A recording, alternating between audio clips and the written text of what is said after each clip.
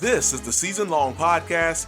This is SeasonLongBaller. Glad to have you with us. Hope you're having a wonderful day. So the YouTube channel SeasonLongBaller is an 82-game simulation, you can call it, where we are playing the full 82-game NBA schedule on NBA 2K23. We have a player build, Jaymont Summerz. He is number 4, 6'5" point guard out of William & Mary, and he is a 78 overall. And the reason for that is because 2022 NBA draft pick number 1 overall, Banchero for the Orlando Magic, is a 78, and we didn't want to make him better than Banchero or Jabari Smith, who was picked number 3, or Chet Holmgren, who was picked number 2.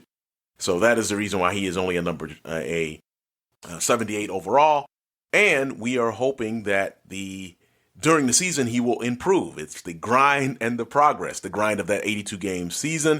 And we're hoping that Summerz will improve. He has 2 player badges. Banchero has 3. I think Smith and Holmgren may have 1 or 2.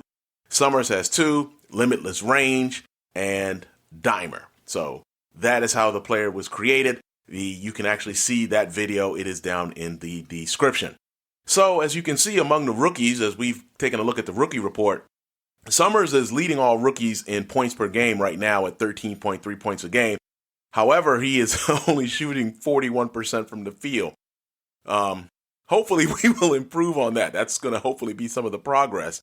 Banchero, as you see, is shooting nearly 57% from the field, as he is the second leading scorer among the rookies at 11.5 points per game at this particular juncture. However, Summerz also does lead the rookies in assists with 2.5 a game. Keep in mind that these are 6-minute quarters that we are playing, so some of the stats are going to be scaled back. And during the games, when Summerz comes out, we come out. So we're not padding the stats with any other kind of way. These are the stats that we're getting when we're playing. Ivy is second in assists, the Pistons guard. He has 2.3 assists among the rookies, and he's not shooting great as well. He's only shooting 42%.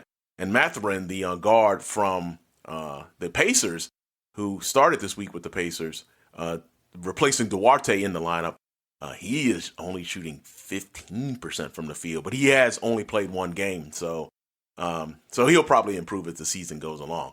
Now, speaking of what happened to the Wizards last week, the Wizards had an excellent week, starting off with a victory over the Detroit Pistons, in which Porzingis went 9 for 10 from the field, 3 out of 4 from three-point land, was really dominant and scored 21 points. And speaking of Porzingis, he is actually leading the league in blocks.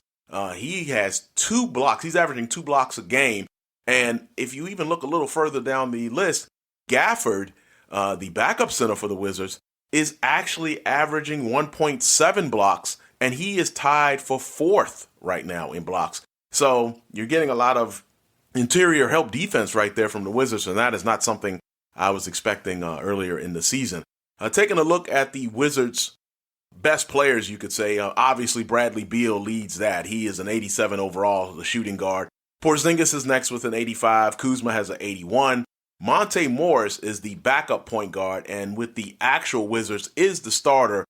He was picked up as a free agent from the Denver Nuggets, and he is a 79 overall. But for our purposes, since Summerz is the starter, Summerz is the young gun here, the one that we're hoping will develop into a superstar and lead the Wizards to a title at some point. He is the 78, so Monte Morris is a 6th man, basically, for these Wizards. And speaking of which, Summerz, we're hoping that, of course, he can lead the Wizards to a title. But this is a more than 1-year project here. We're hoping that we will, next year, when NBA 2K24 comes out, Jaymont Summerz will be a better player, and we will again play that full 82-game season. So we're hoping that that will be the case. So taking a quick look last week, you see that on the 25th, last Tuesday, a 92-70 victory over the Pistons. A 72-65 victory was followed up with the Pacers, as that was our second meeting of the season with the Pacers. And then a surprising win, an 86-78 victory in Boston on last Sunday. And so that was a good victory as well. So a 3-0 week for the Wizards, and now an overall record of 5-1. So this week, as you can see, starts off with a back-to-back with the 76ers, a home and home, starting on Halloween with the Sixers. And then 2 days later, on November 2nd, a game in Philly against the Sixers.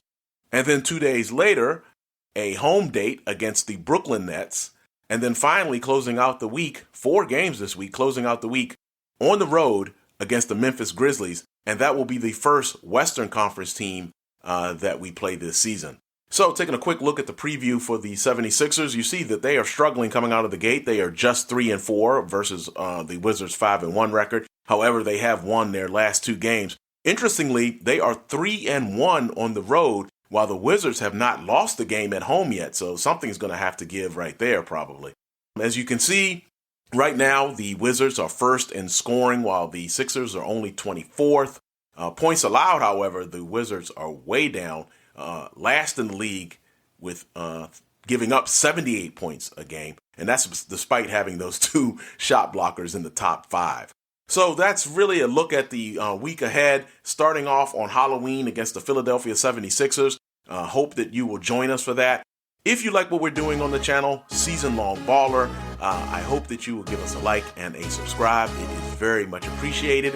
And thank you for joining us for this podcast, and enjoy the rest of your day. A little bit later, taking on the Philadelphia 76ers at home. Have a great day. Peace.